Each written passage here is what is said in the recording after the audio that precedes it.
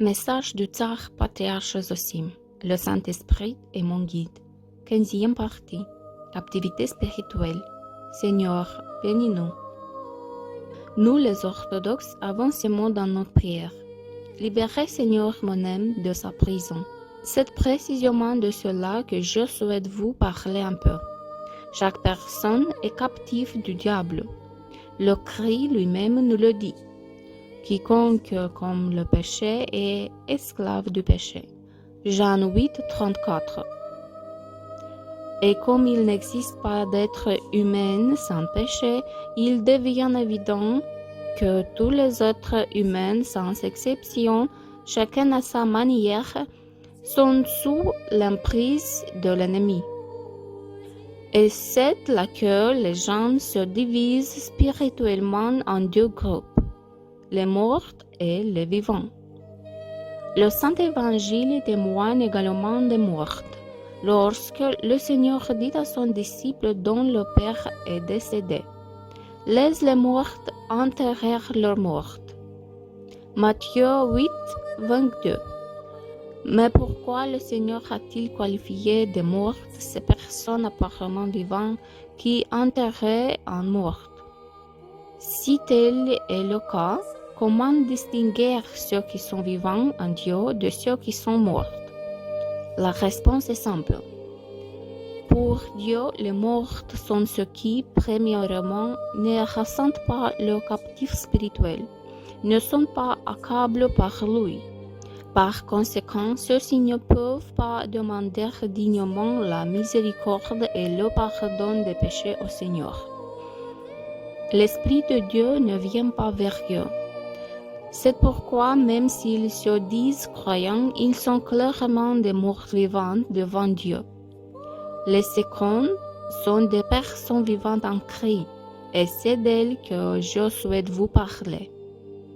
Les personnes qui se réfugient clairement en Dieu ont toujours un chemin difficile à parcourir, qui se divise généralement en deux parties, en deux périodes. Il s'agit d'une pression très lourde de la part des esprits impurs, lorsque l'âme se sent clairement captive, ce qui se manifeste par des sensations pénibles dans le cœur et des assauts de diverses passions. Et ce n'est que rarement qu'une telle âme ressent un apaisement temporaire, car le Seigneur philanthrope rend périodiquement visite à l'âme du pécheur, répond et la console par sa grâce, lui donne une grande espérance dans le Sauveur vivant. Et voici quand on observe clairement chez une personne ces deux périodes, tantôt une sensation pénible de captivité spirituelle, tantôt un merveilleux réconfort dans la grâce avec l'embrasement du feu de la grâce dans le cœur. Avec une grande paix, un réconfort venant de Dieu, alors on peut clairement dire que cette personne est vivante en Christ. Ainsi, toute ma vie, je suis tantôt captif, tantôt dans l'Esprit de Dieu, où je ressens une grande liberté. Le Seigneur lui-même m'a révélé depuis longtemps la promesse que le temps viendrait où cette terrible captivité spirituelle et ces chaînes diaboliques seraient brisées. Comme vous le savez, chers amis, parce que nous avons professé la foi orthodoxe et condamné les autorités judaïques, nous, les prêtres, avons été emprisonnés. Nous vivons en quelque sorte dans deux captivités, deux prisons. Une captivité spirituelle avec une douleur insupportable dans le cœur et des cachots terrestres. L'un enchaîne l'âme, l'autre le corps. Et si l'on prend un exemple simple, je pense que tout le monde comprendra à quel point il est réjouissant pour un prisonnier de recevoir la visite de ses amis et de ses proches. Il allège en quelque sorte son fardeau. Une telle personne ne vit que dans l'espoir que ses proches viendront bientôt lui rendre visite à nouveau. De la même manière, mais à un degré incomparablement plus élevé, celui qui est en captivité spirituelle vit dans l'espoir. Étant le moment où l'âme du pécheur sera nécessairement visitée par le Seigneur, la Mère de Dieu et tous les saints, et où lors de leur visite, ils le délivéreront de ces douleurs cardiaques atroces, de ces tourments spirituels insupportables. C'est ainsi que je vis, mes chers frères et sœurs. Et le Seigneur ne rend pas seulement visite à moi, mais à tous ceux qui prient sincèrement et régulièrement. Tel est l'amour du Christ, car Dieu, dans son amour pour les hommes, dit « Même si une mère abandonne son enfant, moi je ne l'abandonnerai pas. » Et le Seigneur est toujours fidèle à sa parole. J'attends depuis longtemps que cette captivité spirituelle et ces chaînes démoniaques soient retirées de moi, afin de pouvoir respirer pleinement, joyeux et heureux. Et vois ici que dans la nuit du 9 au 10, dans le Saint-Esprit, Saint Nicolas le thaumaturge m'a rendu visite, moi, le prisonnier pécheur. À ce moment-là, mon âme était dans la béatitude et l'amour de Dieu. Ainsi, sur mon lit, le corps immobile, je contemplais dans mon esprit la force avec laquelle le feu de la grâce brûlait dans mon cœur. C'était si étonnant que j'avais peur de bouger, de peur de perdre cet état de béatitude dans mon âme. La joie du Dieu vivant se répandait dans tout mon cœur. Saint Nicolas rend véritablement visite aux prisonniers. Il est vivant et grand saint en Christ. Au cours de cette année et demie de prison, Saint Nicolas m'a déjà rendu visite 2 fois. Mais cela ne s'est pas arrêté là, mes frères et sœurs. La nuit, souvent, la grande martyre Barbara, la belle épouse du Christ, m'a rendu visite. Et après elle sont venues d'autres grandes martyrs parmi les 12 épouses du Christ. Sainte Irène la victorieuse et la grande martyre Catherine la sage.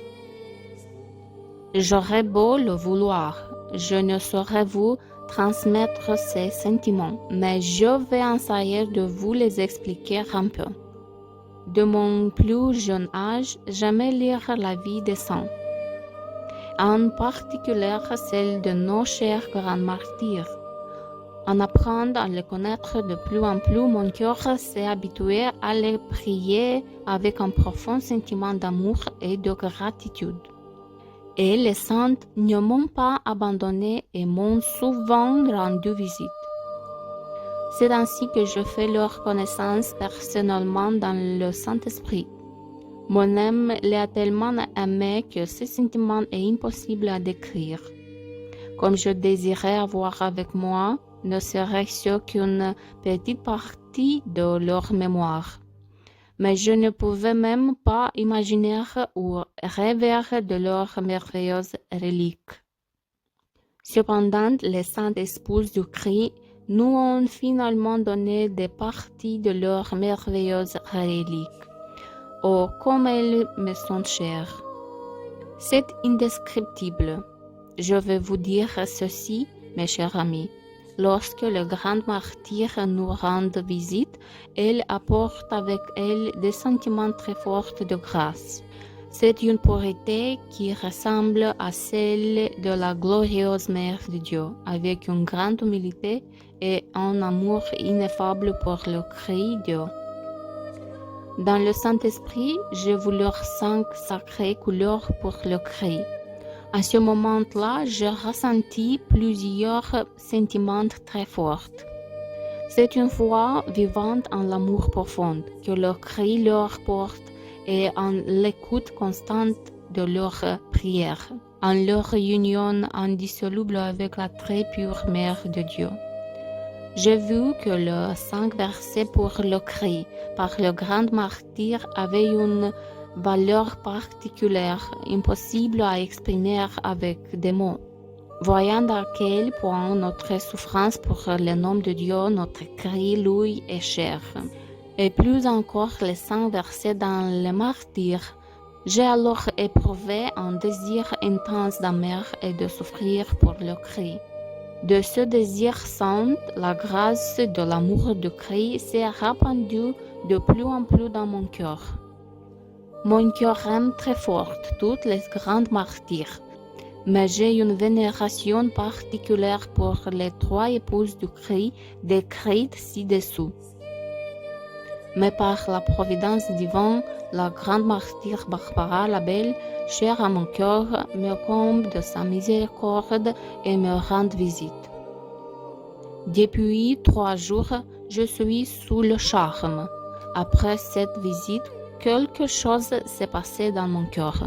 J'ai soudainement ressenti une foi vivante que ma captivité spirituelle allait bientôt prendre fin.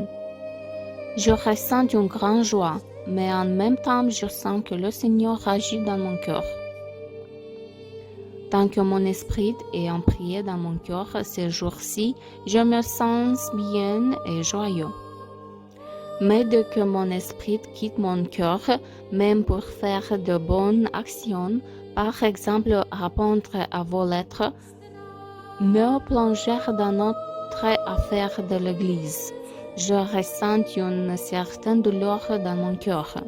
J'abandonne mes activités et je m'empresse à nouveau de diriger mon esprit vers mon cœur. Pour vous écrire cette lettre, j'ai demandé au Seigneur de me donner la force et la possibilité d'être un peu avec vous, dans mon esprit et dans mon cœur. Mes chers amis, prenez soin de vous. Aimez Dieu plus que tout au monde et confiez vos soucis et vos chagrins au Christ. Je prie toujours pour vous. Je vous embrasse fort et je vous aime. Avec Dieu, le souverain Zosim.